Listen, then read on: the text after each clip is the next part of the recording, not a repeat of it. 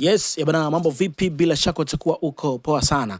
Bana, kumekuwa na sintofahamu ambayo watu wengi wamekuwa waelewi kuhusiana na Mwijaku pamoja na mke wake Marichuri, ambao of course mambo mengi yamekuwa yakiendelea kwenye mitandao ya kijamii, hasa kwa kile ambacho kimekuwa kikisemekana kwamba Mwijaku na mke wake wameachana baada tu ya Mwijaku kufumaniwa. Inasemekana kwamba Alice aliweza kumfumania Mwijaku na mwanamke mwingine, kitu ambacho kilipelekea wao wakaachana. Sasa hatuelewi hii kitu iko serious kwa namna hii au kuna namna ambavyo Mwijaku amekuwa akitutengeneza, kwa sababu tumeweza kusikia vitu vingi sana vimekuwa vikiongeleka. Kuna wengine wamekuwa wakizungumza kuhusiana na mambo yao mengine huko kwamba hizi tu ni trendy za hapa na pale, lakini na vitu kama hivi hapo. Sasa kutoka kwenye ukurasa wa Instagram wa kwake Mwijaku ameweza kuambatanisha ujumbe fulani hivi, ambao ujumbe huu uko na video akiwa yuko na Diamond Platinum, ambapo ujumbe huu unasema hivi: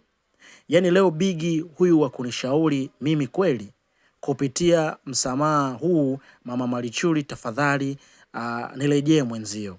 Na ameweza kuyasema haya baada tu ya kukutana na Diamond Platinum airport.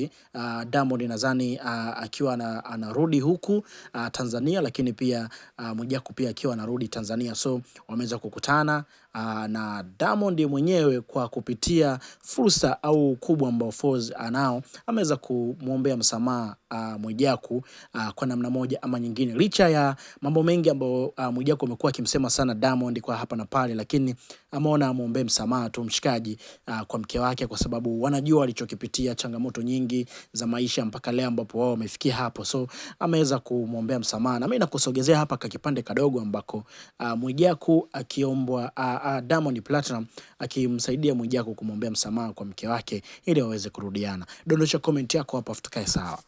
Ndugu yangu, nimeachika. Unanishauri nini? Shauri kwanza, kama ulivyoshauriwa kuzidi sio kizuri kweli. Hakikisha kwamba lazima usuluhishe. Hisi shauri wachana. Nisikoni pambana. Kama usuluhisha mabano yapo, ndio ndio kawaida katika familia. Yule ni mke wetu, tunahangaika naye kweli, tumeishi naye vizuri kweli, changamoto kawaida. Shemshem, niombe msamaha ndugu yangu. Naomba msamaha. Alice, nisikilize ndugu yangu. Shem, tafadhali. Tumepitia kipindi kigumu sana, na msamaha ukiwa usipouleta naona nizidi kupitisha kwenye kipindi kigumu. Please Shem, nisamehe ndugu yangu.